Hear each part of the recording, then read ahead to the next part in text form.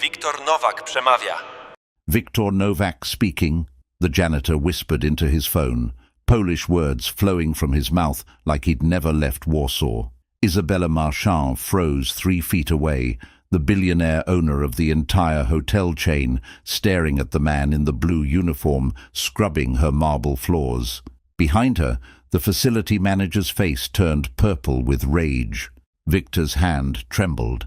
This call from Jagiellonian University could change everything. The 7th time applying for the linguistics scholarship, his 7-year-old daughter Sophia waiting at home, 6 years of night shifts finally ending. Or it could cost him the only job he had left. Why was the billionaire's expression shifting from anger to something else entirely? But before we find out what happens next, don't forget to subscribe and turn on notifications so you never miss stories like this. Drop a comment telling us where you're listening from right now. All right, let me tell you how a former linguistics professor with a PhD ended up scrubbing floors at midnight. 6 years earlier, Viktor Nowak's life looked completely different. At 28, he'd just finished his PhD in linguistics from Warsaw University. Fluent in 6 languages, Polish, English, French, Italian, Mandarin, and Russian, 2 published papers in international journals, job offers from prestigious universities. The world stretched before him, vast and bright. Then he met Helena at an academic conference in Boston. She was American, a doctoral student in neuroscience with wild curly hair and a laugh that made everyone in the room turn to look. They talked for 6 hours straight that first night, switching between English and broken attempts at each other's languages, laughing at their mistakes. "Your English is perfect," she'd said. "Your Polish is terrible," he'd replied, grinning. "Then you'll have to teach me." 3 months later, they were married. Quick, impulsive, the kind of love that doesn't wait for logic. Victor accepted a position at Boston University. Helena continued her research at MIT. They lived in a tiny apartment in Cambridge that cost too much and had radiators that clanged all night, and they'd never been happier. Sophia was born a year later, arriving early on a February morning during a snowstorm. Victor held his daughter, this tiny, perfect thing, and felt his life click into place. Professor, husband, father, everything he'd ever wanted. Their routine became sacred. Saturday mornings at the diner on the corner, the one with the cracked vinyl booths, and the waitress who remembered their order. Helena would steal bites from Victor's pancakes while pretending she wasn't hungry. Sophia would color on the paper placemats, making elaborate drawings of houses with families inside. "Look, Daddy, that's you and Mommy and me. It's beautiful, Mała Gwiazdka, little star." Helena didn't speak Polish, but she learned the important words. Kocham cię, I love you. Dobranoc, good night. Mała Gwiazdka, little star. Life was small, predictable, and absolutely perfect. Then came the accident. Helena was walking home from the lab. It was late. She'd stayed to finish an experiment. Victor had offered to pick her up, but she'd said no. "It's only 6 blocks. I need the fresh air." The driver was texting, ran a red light at 40 miles per hour. Helena never saw it coming. The call came at 11:47 p.m. Victor was reading Sophia a bedtime story when his phone rang. The hospital. The words "severe traumatic brain injury" and "induced coma" and "we're doing everything we can." He grabbed Sophia, called his neighbor, drove to Mass General with his heart in his throat. Helena was in surgery for 8 hours. When they finally let Victor see her, she was unrecognizable. Tubes and machines and bandages. The neurosurgeon, a kind woman with tired eyes, explained everything carefully. The impact caused significant damage to the frontal and temporal lobes. "We've relieved the pressure, but the next 72 hours are critical. If she survives, there will likely be permanent cognitive impairment, memory loss, possibly the inability to recognize faces, speak, or care for herself." Victor nodded, absorbing words that didn't seem real. "Will she remember me?" he asked quietly. "I don't know. I'm sorry." Helena woke up 5 days later. Victor was sitting beside her bed, Sophia asleep in his lap. He saw her eyes open and his heart leaped. "Helena, sweetheart, it's me.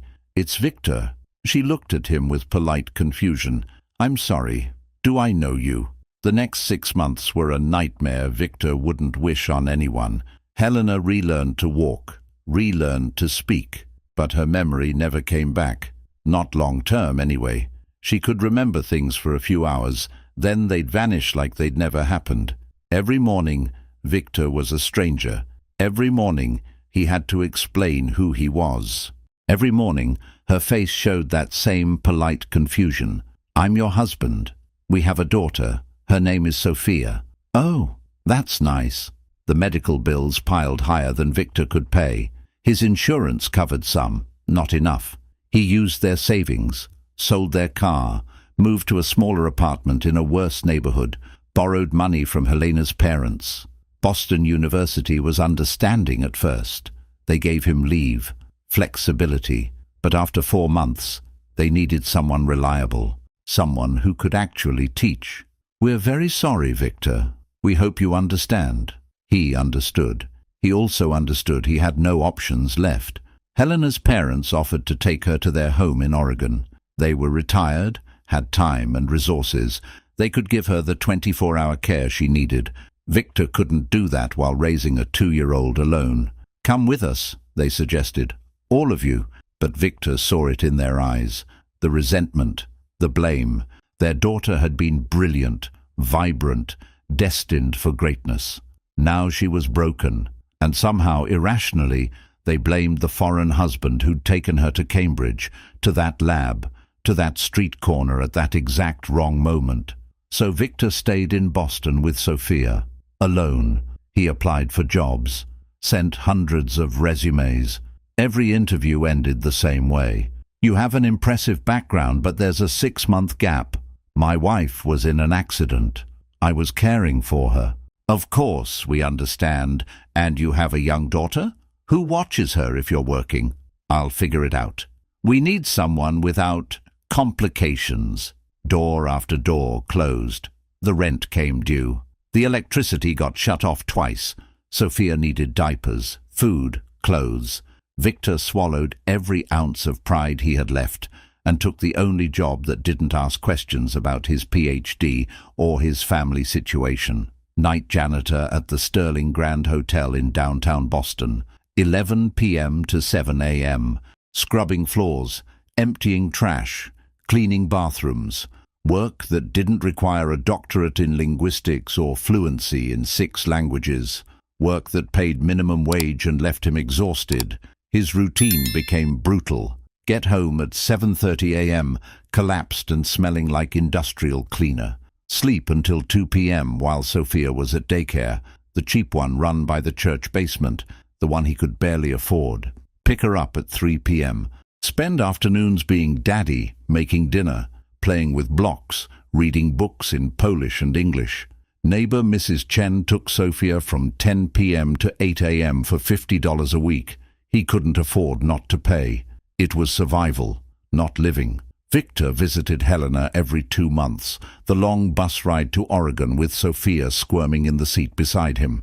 Helena would smile at them kindly, the way you smile at strangers. "These are nice visitors," she'd tell the nurse. Every visit broke Victor's heart all over again. "Don't you remember me?"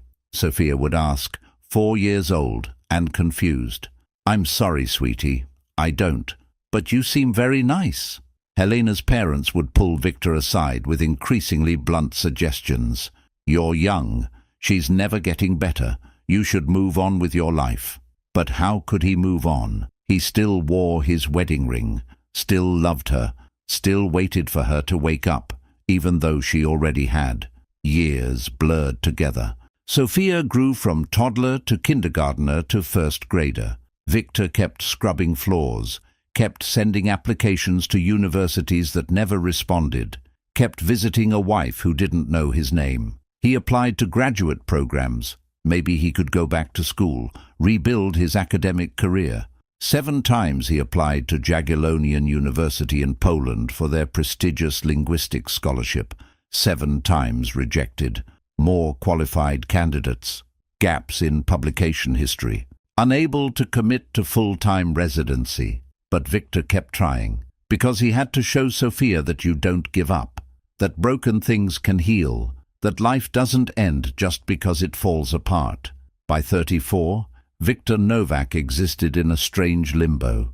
Not quite married to a woman who didn't remember him, not quite single, not quite a professor, not quite just a janitor, just suspended, waiting for something to change.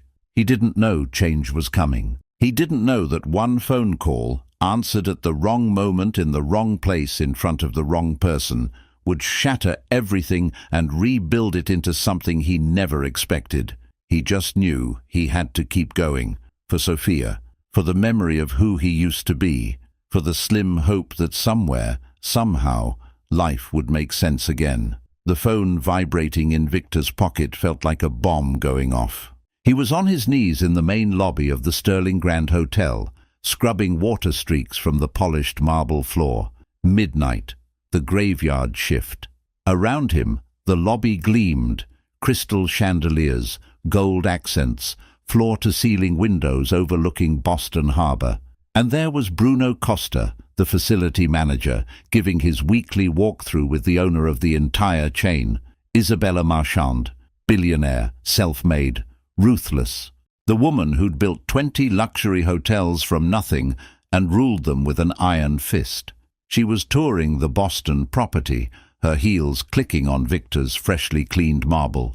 "Everything must be spotless," Bruno was saying in his oily voice. "My team maintains the highest standards."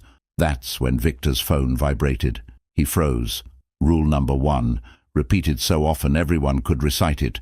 Janitorial staff must not, under any circumstances, use personal phones in public areas. But the screen lit up in his pocket, and Victor's heart stopped. Jagiellonian University, Poland, 7 applications, 7 rejections. This could be the 8th rejection, or it could be the call that changed everything.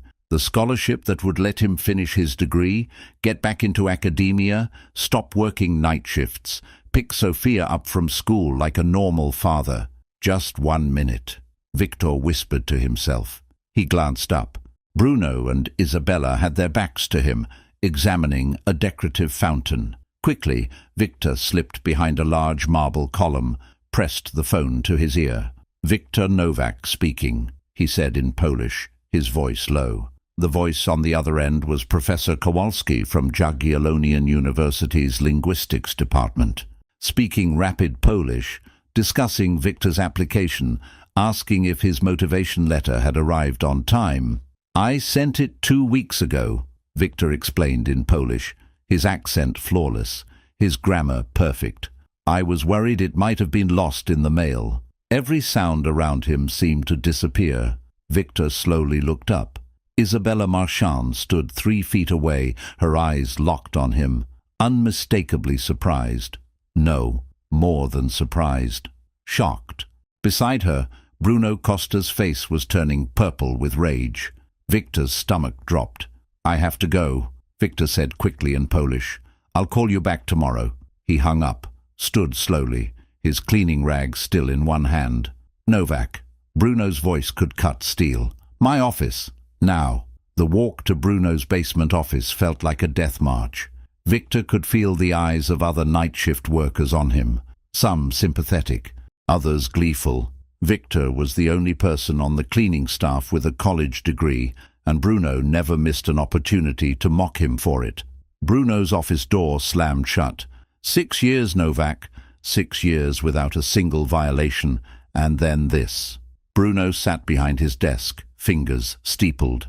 Personal phone call, in the main lobby, in front of guests, in front of Mrs. Marchand herself. The call was important. All calls are important. That's why the rule exists. Bruno leaned forward. "You think you're special, because you have some fancy degree, because you speak pretty languages. You're a janitor, Novak, same as everyone else, and janitors don't take phone calls during work hours. I understand. It won't happen again. You're right, it won't, because you're suspended. 1 week, no pay." Victor's world tilted. "Bruno, please. I have a daughter. I need—" You should have thought about that before answering the phone. Bruno gestured to the door. 1 week. Come back next Monday. And Novak? If there's a next time, it won't be suspension. It'll be termination. Now get out. Victor left, feeling numb. 1 week without pay meant late rent, meant explaining to 7-year-old Sophia why they couldn't buy her favorite cereal, meant begging Mrs. Chen to wait for payment. He went back to the lobby to collect his cleaning supplies before leaving. The lobby was quieter now, just a few guests at the front desk. Mr. Novak? Victor turned. A woman stood near the marble columns. Not just any woman. Isabella Marchand. She was about 40, dark hair pulled into a sleek bun, wearing a tailored suit that probably cost more than Victor's annual rent. She was known for being brilliant, ruthless, impossible to impress. She was his boss, the owner, the person who could fire him with a snap of her fingers. Yes, ma'am? Victor replied carefully in English. You speak Polish. Not a question, a statement. Yes, ma'am. It's my native language. And French? Italian? I've heard you speaking with guests before. Yes, ma'am. I speak 6 languages fluently. Isabella studied him for a long moment. 6 languages. And you're a janitor. Victor didn't know how to respond to that. Come with me, she said suddenly, turning toward the elevators. Victor hesitated. Mrs. Marchand, I've been suspended. I should go home. Consider the suspension cancelled. Come with me. Now. He followed, confused and terrified. They took the elevator to the 12th floor, the corporate office suite. Victor had cleaned these offices before, but only at 3 a.m. when everyone was gone. Isabella's office was stunning, floor-to-ceiling windows overlooking Boston Harbor, modern furniture, bookshelves filled with volumes in multiple languages. She pointed to a chair. Sit. Victor sat, acutely aware of his janitor uniform. Isabella sat behind her desk, her sharp eyes studying him. Tell me about yourself, Mr. Novak. The real story, not the edited version. So Victor told her. About his PhD, about Helena, about the accident, about how a man with a doctorate in linguistics ended up scrubbing floors in the middle of the night. Isabella listened without interrupting. When he finished, she was quiet for a long moment. You applied to Jagiellonian University, she finally asked. 7 times. Rejected every time. Why do you keep trying? Victor thought about that. Because I need Sophia to see that this isn't how it ends. That you don't give up just because everything falls apart. You keep trying. Isabella nodded slowly. I have a problem, Mr. Novak. A very large problem. Victor waited. My company is expanding into Eastern Europe. Poland, Czech Republic, Hungary, Romania. I need someone who understands the culture, speaks the languages fluently, can navigate local politics and business customs. She leaned forward. My director of international expansion just resigned. Effective next week. He's joining a competitor. I have 3 hotel acquisitions pending in Warsaw, Krakow and Prague that need immediate attention. Victor's heart began racing. I need someone immediately, Isabella continued. Someone who speaks fluent Polish.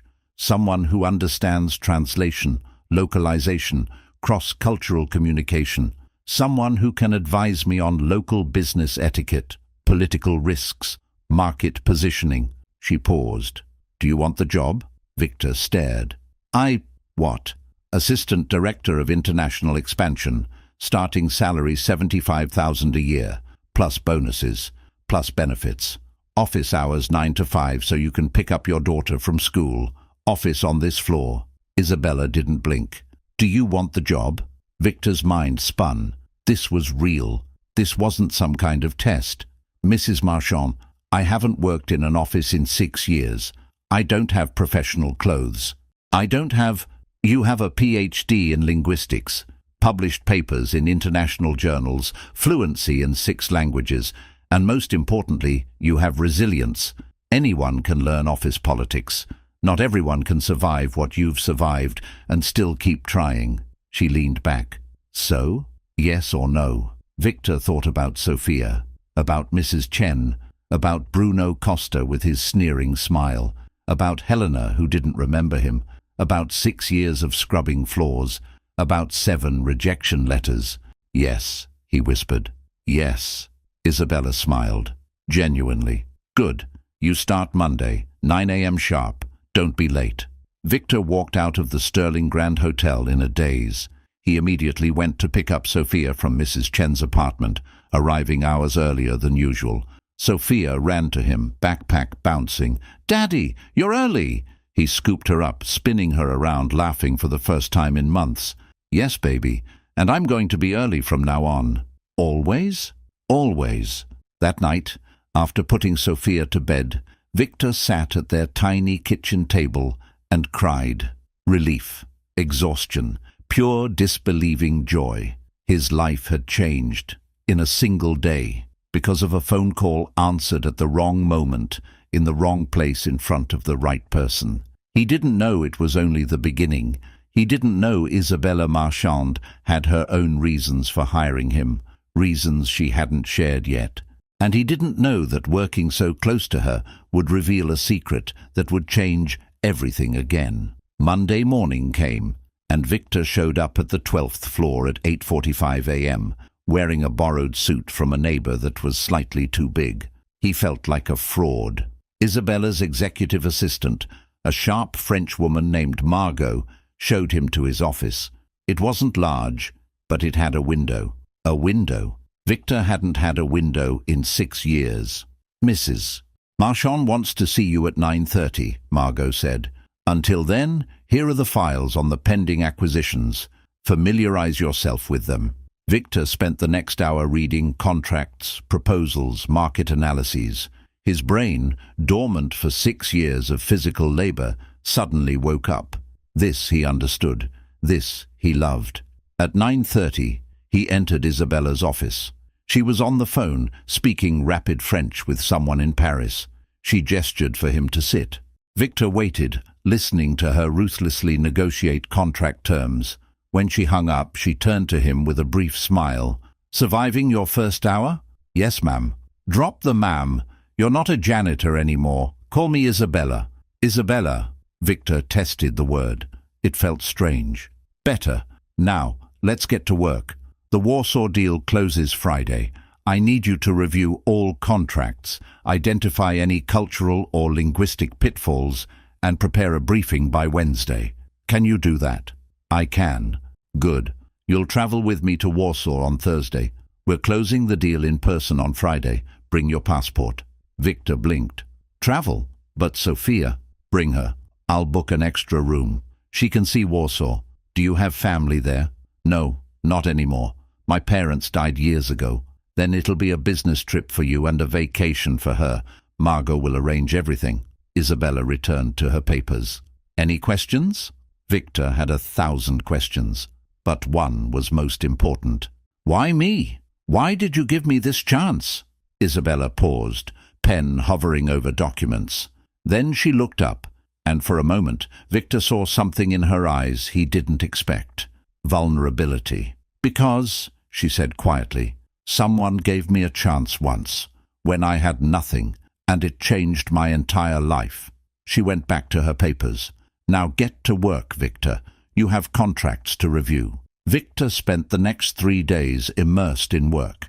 He reviewed contracts, identified issues, suggested changes. His mind, starved for intellectual challenge, devoured everything. He also started noticing things about Isabella. How she arrived at the office at 7 a.m., always the first person there. How she worked until 8 p.m., always the last to leave. How she was ruthless in meetings but kind to junior employees. How she spoke 5 languages but struggled with Spanish. How she ate lunch at her desk, always alone. How she was brilliant and powerful and completely, utterly lonely. On Thursday, Victor and Sophia flew to Warsaw with Isabella on her private jet. Sophia was ecstatic. "Daddy! Daddy! Look! Clouds!" Isabella watched Sophia with a soft smile Victor had never seen before. "Do you have children?" Victor asked. The smile disappeared. "No, never had time." "Were you ever married?" "Once. Long time ago. Didn't work out." She turned to the window, ending the conversation. In Warsaw, Isabella was a force of nature. She negotiated in Polish that she'd clearly practiced but hadn't mastered, so Victor translated, interpreted, smoothed over cultural misunderstandings. They closed the deal Friday afternoon. At the celebration dinner, with Sophia finally asleep in the hotel room, Isabella and Victor shared wine and talked. "You did exceptional work," Isabella said. "The Polish sellers trusted you immediately. They respect you," Victor corrected. "I just facilitated communication." "Don't diminish yourself. You have a gift." She swirled wine in her glass. "Can I ask something personal?" Victor nodded. "Helena, your wife, do you still love her?" The question caught him off guard. I don't know. I love who she was, but that person doesn't exist anymore. So what am I loving? A memory. Have you thought about moving on?" "How can I? I'm technically still married. She's still alive. She just isn't here." Isabella nodded slowly. "I understand that. Loving someone who doesn't exist anymore. Your ex-husband?" "No, someone else." She didn't elaborate. They sat in comfortable silence, each lost in their own lost loves. Something shifted that night. A connection formed. Not romantic. Not yet. Just understanding. Recognition of shared loneliness. Back in Boston, Victor threw himself into his new role. He worked on acquisitions in Krakow, Prague, Budapest. He traveled with Isabella, became indispensable. He also became her confidant. On late flights, at dinners, after meetings, they talked about life, about loss, about dreams deferred. He learned that Isabella had grown up poor in a small town in France, that she'd built her empire from nothing, that she'd married young to a man who left her when she refused to give up her career for children, that she was 42 and sometimes woke up terrified that she'd traded love for success and now had too much of one and nothing of the other. "You're not alone," Victor said one night. "You have hundreds of employees, business partners, friends." "Employees aren't family, Victor, and I don't have friends. I have contacts. There's a difference. You have me. And Sophia." Isabella looked at him for a long moment. "Do I?" Something passed between them. Something dangerous. Victor pushed it down. He wasn't ready. Still wore his wedding ring. Still visited Helena every 2 months. Still trapped in limbo. But the seed was planted. And over the following months, it grew. 6 months into his new job, Victor's life was unrecognizable. He was making real money, rented a better apartment, bought appropriate clothes. Sophia was in a better school. He picked her up every day at 3:30 p.m., and they spent afternoons together doing homework, playing at the park, being father and daughter. Sophia flourished. She'd always been a happy child, but now she glowed. Her teacher commented on how much she'd improved, how much more confident she'd become. Victor flourished too. His brain was alive again. He published 2 new papers in academic journals. Jagiellonian University accepted him into their master's program. He could complete it online at his own pace. And then there was Isabella. They worked together every day, traveled together frequently, had dinner together after meetings. Somewhere along the way, colleague became friend, became something more. Victor couldn't pinpoint when it happened. Maybe it was the night in Prague when she laughed at one of his jokes, and her laughter hit him like a punch to the chest. Maybe it was the morning in Budapest when she showed up at the hotel cafe wearing jeans and a t-shirt, hair down, looking 10 years younger and completely different from the impeccable executive. Maybe it was the moment in Boston when Sophia drew a picture of my family and included Miss Isabella. Maybe it was all of it, slowly, gradually, until one day he looked at her and realized he didn't see her as his boss anymore. He saw her as Isabella, brilliant and scared and lonely and beautiful, and by the way she looked at him, especially when she didn't think he was watching, he thought maybe she felt the same. But there was Helena. Victor visited her in April, 6 months into his new job. Sophia came with him as always. Helena sat in a sun chair in the nursing home garden, smiling at the sky. She looked peaceful, happy in her simple way. "Helena, Victor said gently, sitting beside her. "It's me, Victor." She turned to him with a polite smile. "Hello, are you new here?" Every time was a punch to the gut. "No, I'm your husband." "Oh," she blinked. "I have a husband?" Sophia gripped Victor's hand. She understood now, at 7 years old, that Mommy was different, that she didn't remember them. It hurt less as she got older, but it still hurt. Helena's parents appeared, hugging Victor and Sophia. They'd aged in the past years, tired from constant care, guilty about their relief that Victor wasn't asking to take Helena back anymore. "How are you, Victor?" Helena's mother asked. "Good. I got a new job, a good one. Sophia's thriving. We're glad for you." She hesitated. "Victor, it's been almost 7 years. Helena's not getting better. She'll never remember you. You know that, don't you?" "I know." "So, when are you going to move on?" Victor looked at Helena, absorbed in watching a bird. She wasn't there. The woman he'd fallen in love with, married, who'd given birth to Sophia. She didn't exist anymore. What remained was a kind stranger in her body. "I don't know," Victor whispered. "You deserve to be happy, deserve love.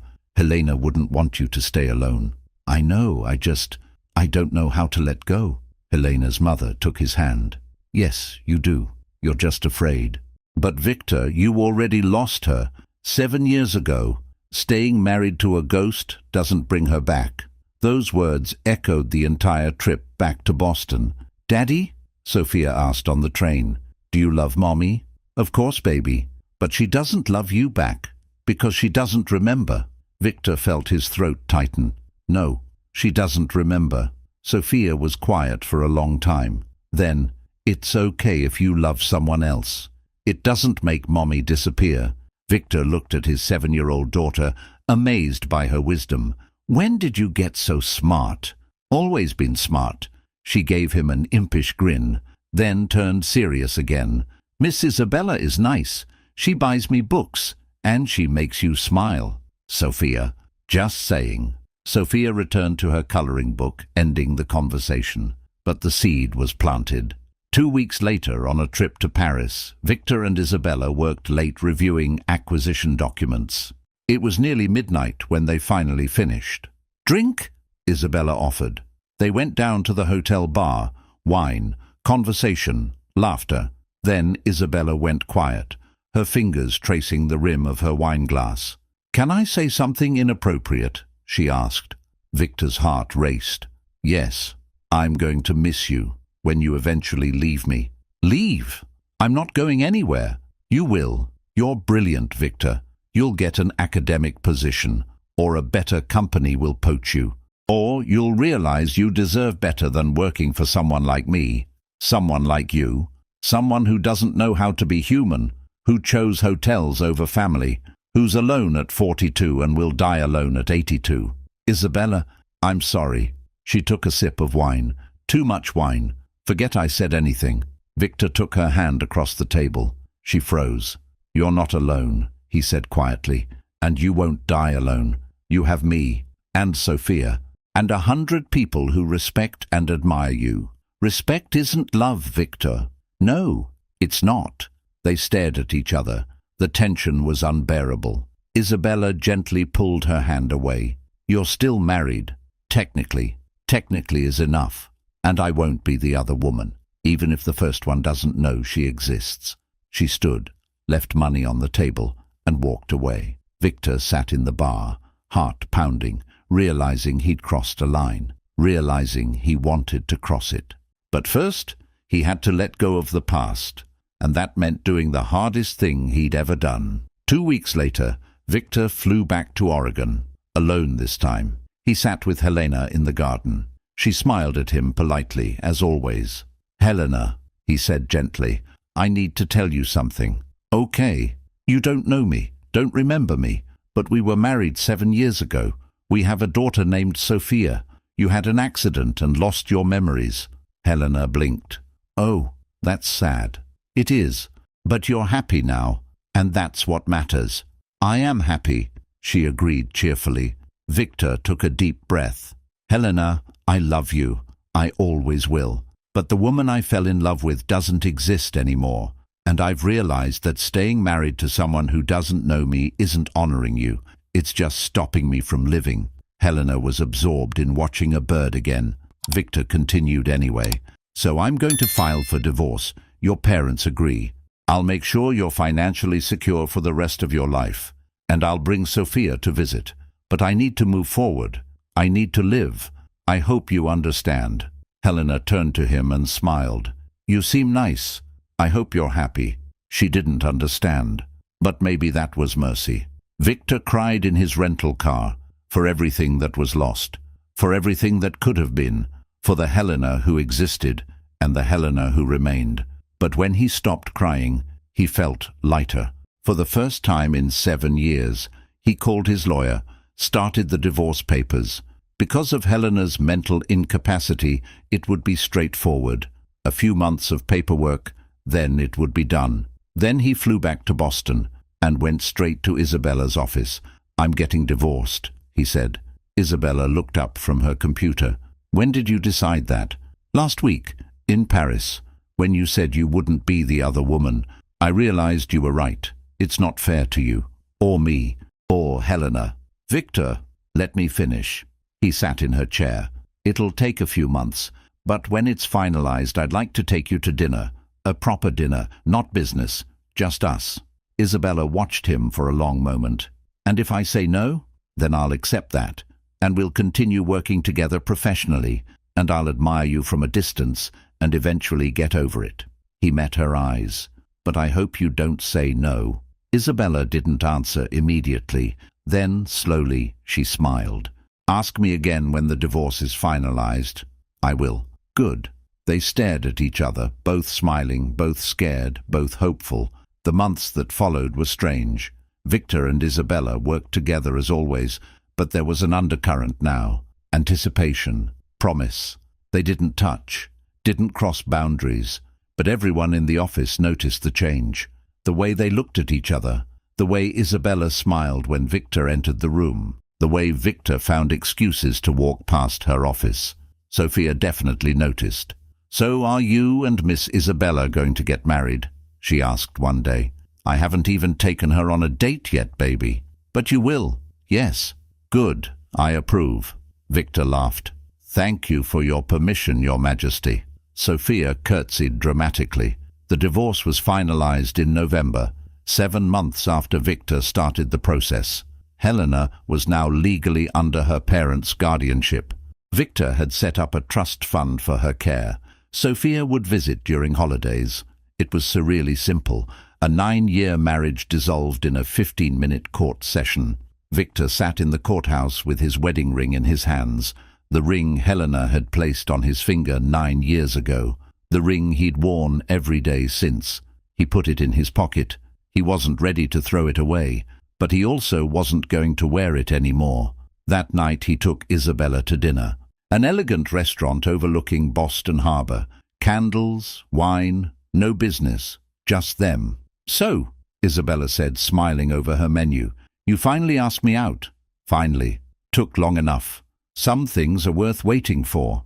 They talked for hours, about everything and nothing, about Sophia and work and dreams and fears. And at the end of the night, when Victor walked her back to her apartment, he hesitated at the door. "Can I kiss you?" he asked. "I thought you'd never ask," Isabella whispered. The kiss was soft, tentative, perfect. When they pulled apart, both had tears in their eyes. "Why are you crying?" Victor asked. "Because it's been so long since someone made me feel anything." She touched his face. "Why are you crying?" "Because I didn't think I'd ever feel this again, and I'm happy and scared and grateful all at once. Welcome back to life, Victor Novak. Thank you for seeing me when I was just the janitor. You were never just the janitor. You were always you." They kissed again, deeper this time. And Victor Novak, who'd spent 7 years suspended between past and present, finally stepped into the future. It wasn't a betrayal of Helena. It was honoring her, because she would have wanted him to live, to love again, to be happy, and for the first time in 7 years, he was. 18 months after that first phone call in the hotel lobby, Victor Novak stood on a stage in Warsaw, receiving an International Business Innovation Award. Isabella sat in the audience, applauding, proud. Sophia sat beside her, legs swinging, bored but happy. Victor's life was unrecognizable. He was now Senior Vice President of International Expansion for the Marchand Hotel Group. 6-figure salary. Corner office on the 12th floor with harbour views. Published academic papers. Completed his master's degree. Was invited to speak at conferences. And he had Isabella. They'd kept the relationship private for months. Not from shame, but because in the corporate world, relationships between boss and employee were complicated. They didn't want anyone thinking Victor had advanced by sleeping with the boss. But after a year, when Victor had proven his value 10 times over, they went public. Some people gossiped. Most were genuinely happy for Isabella, who'd been lonely for so long. Sophia adored Isabella, called her Bella now. Isabella picked her up from school when Victor travelled, taught her French, bought too many books, loved that child like she was her own. Isabella and Victor didn't live together, not yet. But they spent most nights at each other's places, cooked dinners, watched Sophia do homework, were, in every way that mattered, a family. After the award ceremony, Isabella and Sophia found Victor backstage. "Congratulations," Isabella said, kissing him, "though I wrote half that acceptance speech." "Half? It was 3 words. The 3 most important words." Sophia rolled her eyes. "You guys are gross." "Yes, we are," Victor agreed, scooping her up. "How are you, Mała Gwiazdka? Hungry? Can we eat?" They went to a traditional Polish restaurant. Pierogis and bigos and poppy seed cake. Sophia tried to learn Polish from Victor but struggled with the grammar. She was better at French, which Isabella taught her. They were a strange blended family, but it worked. After Sophia went to bed that night, Isabella and Victor stood on the hotel balcony looking at Warsaw's lights. "Do you regret it?" Isabella asked softly, moving on from Helena. "No, Helena's not there anymore. Not really. And Sophia needs stability, love, a future. So do I. You gave us that. You gave yourself that." "I just opened a door." "You did more than that." Victor turned to her. "You saw me, when no one else did, when I didn't see myself." Isabella leaned into his embrace. "You saved me too, you know. I was drowning in work and loneliness. You reminded me there's more to life than meetings and acquisitions. We're good for each other. We are." They stood in comfortable silence. Then Victor asked something he'd been thinking about for months. "Marry me." Isabella froze. "What?" "Marry me. Not now. Not tomorrow, but someday, when you're ready. I want to spend my life with you. I want Sophia to have a real mother. I want to build something real." Isabella turned to face him, eyes shining with tears. "Are you sure? I'm 43. I might not be able to have children. I have Sophia, and you love her like she's yours. That's enough for me. The question is it enough for you?" Isabella cried openly now. "It's more than enough. I love you. I love Sophia. I want to be part of your family. Then marry me." "Yes, yes, I'll marry you." They kissed. Warsaw spread below them, lights twinkling like stars. Victor didn't have a ring, didn't have a plan, had just asked. But sometimes the best moments are the unplanned ones. They married 6 months later. Small ceremony in Boston. Sophia as flower girl. A few close friends. No fuss. Just 2 people committing to build a life together, to see each other, to be family. Victor invited Helena's parents. They came, bringing Helena. She didn't understand what was happening, but she smiled and clapped when told to. Victor spoke with her before the ceremony, took her hands. "Helena, thank you. For Sophia, for teaching me to love. I'm sorry I couldn't save you, but I'll make sure you're always cared for. I promise." Helena smiled cheerfully. "You look nice. I like your suit." It wasn't closure, but it was acceptance. During the ceremony, Victor looked at Isabella, his Isabella now, his wife, and realized life rarely follows a straight line. It's messy, tragic, painful, but it's also beautiful, surprising, full of second chances you never expected. He'd been a janitor. Now he was an executive. He'd been married to a ghost. Now he was married to a woman who saw him, and all because he answered a phone call. Life can change in an instant. You just have to be open to it. 2 years after that fateful phone call, Victor's life was rich in ways he'd never imagined. He and Isabella lived in a spacious house in Brookline with a view of the Charles River. Sophia had her own room, painted purple because it was her favorite color. There was an office for Victor, a yoga studio for Isabella, a garden where they had coffee on Sunday mornings. Sophia was 9 years old now, brilliant and happy. She spoke 4 languages fluently, wanted to be a diplomat or a chef, or both. They visited Helena 3 times a year. She still didn't recognize them, but she was happy, cared for, at peace. And that was what mattered. Victor had been promoted again, Executive Vice President of Global Expansion now. Isabella joked that soon he'd be CEO and she could retire. Never, he'd say. You love work too much. I used to love it more than anything. Now I love you and Sophia more. She'd pause. But yes, I still love work. They traveled together to Paris and Prague and Budapest and beyond. Sometimes Sophia came. Sometimes she stayed with Helena's parents or Isabella's sister. They were a strange blended family, but it worked. On a Saturday morning in spring, Victor woke to find Isabella still sleeping beside him, hair spread on the pillow, face peaceful.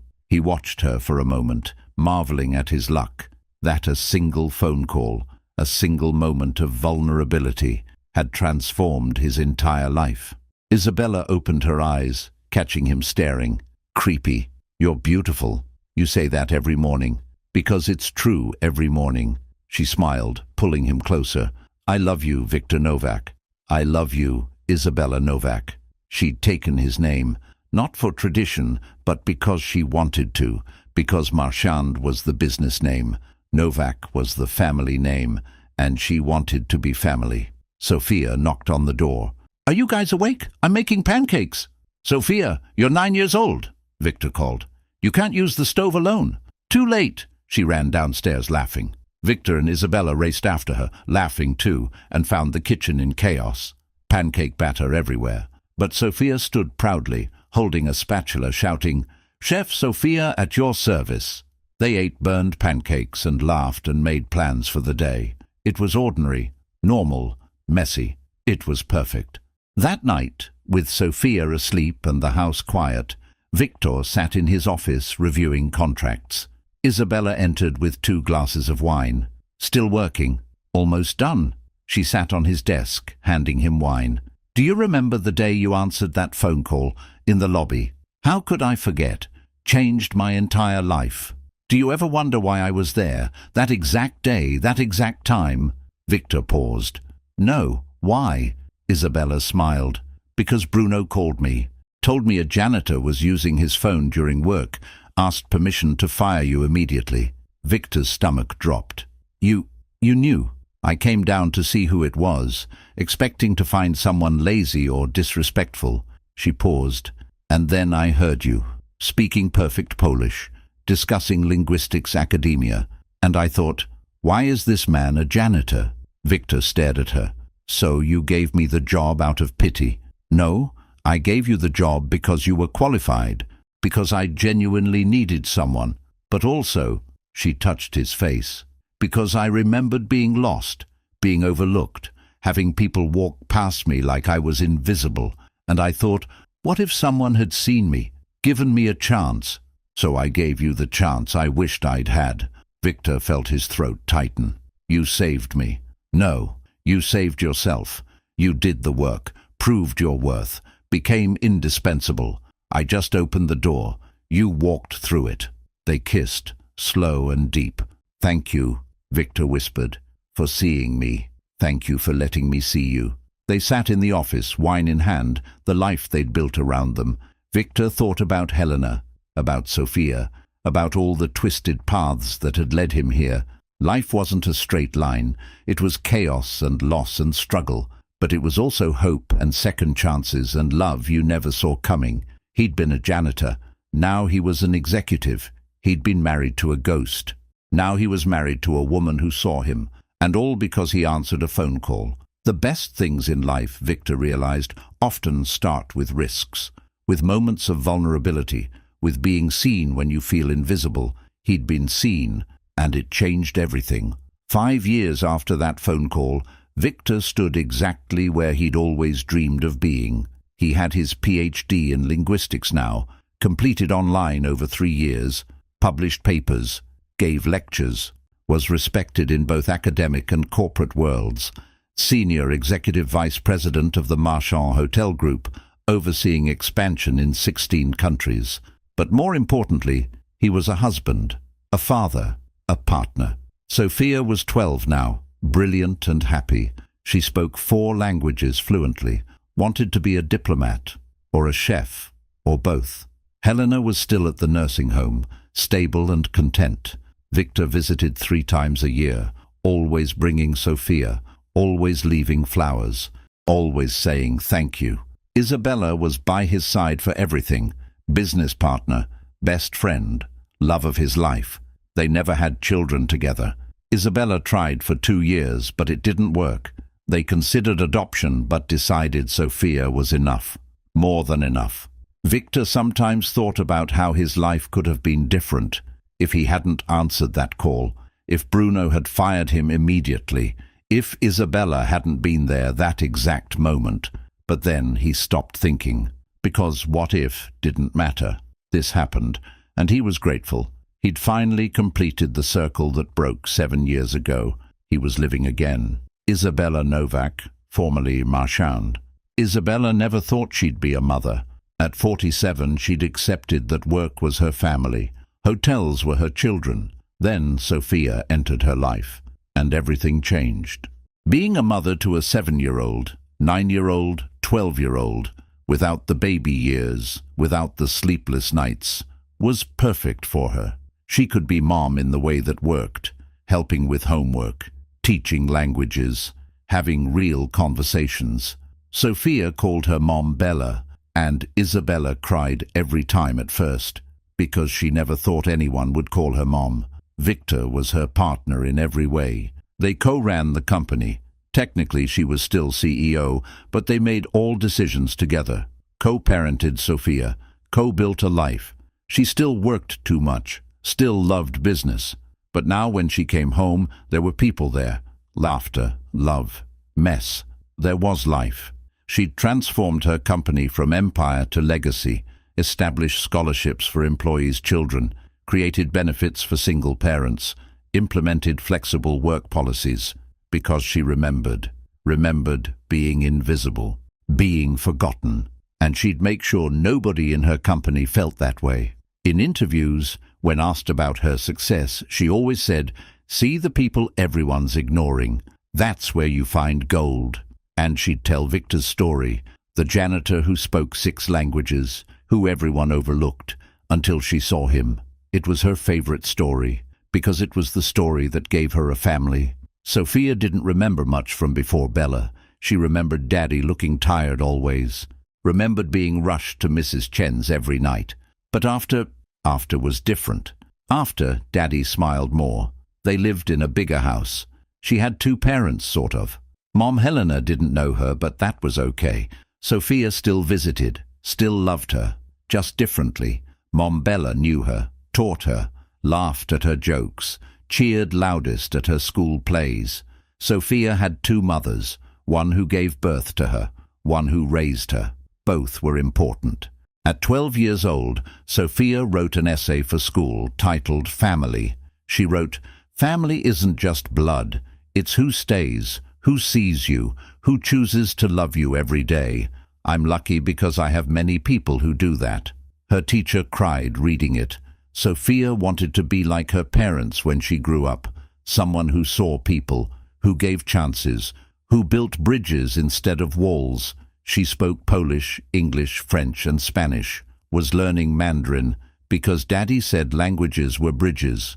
And Sophia wanted to build many bridges. She had a good life, a family who loved her, a bright future, and all because her dad answered a phone call one day. Sophia never forgot that sometimes small moments change everything.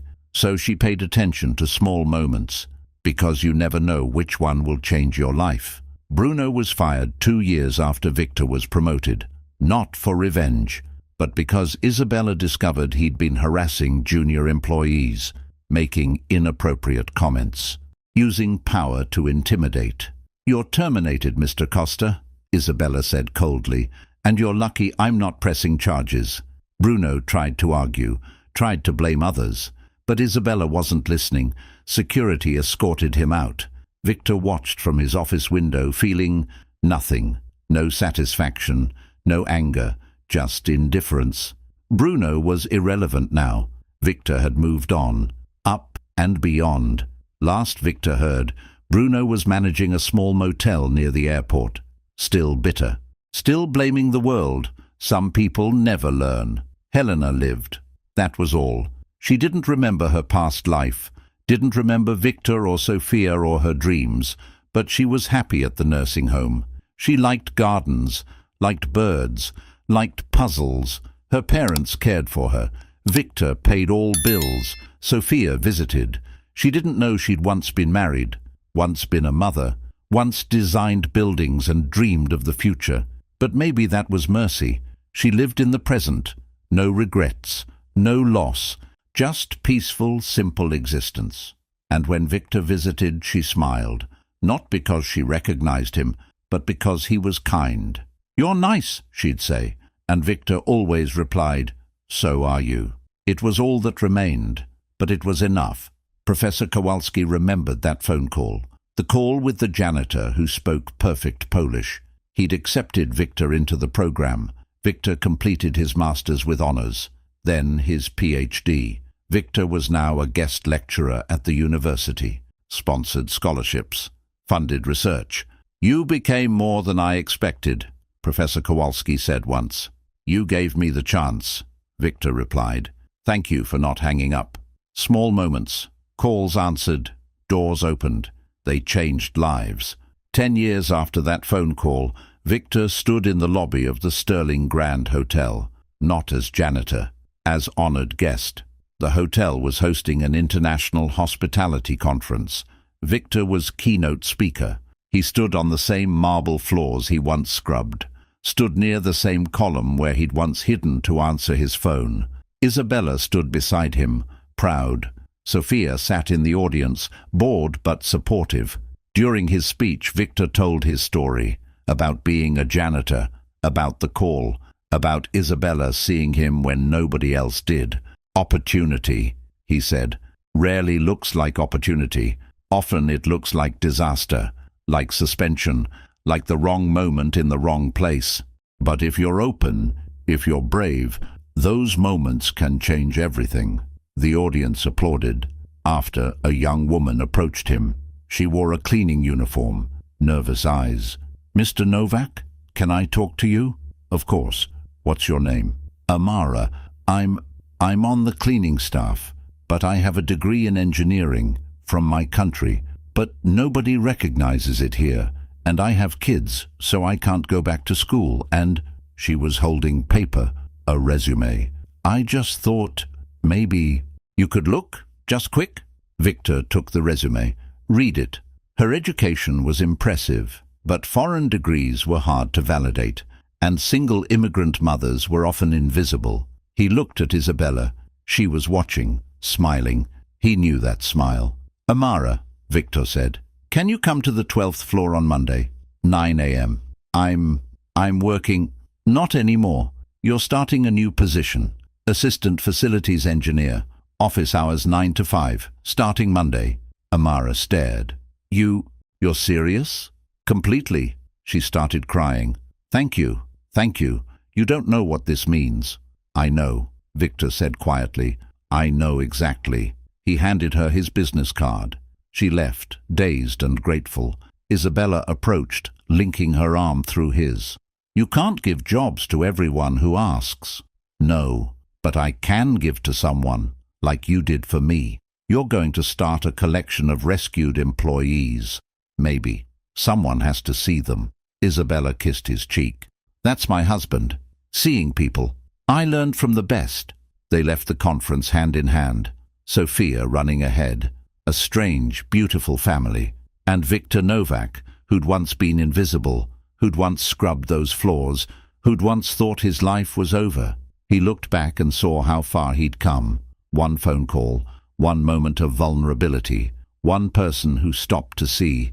It changed everything, and now he'd spend the rest of his life doing the same for others. Seeing the invisible, giving chances, building bridges, because he remembered being the janitor nobody saw, until someone did, and it made all the difference.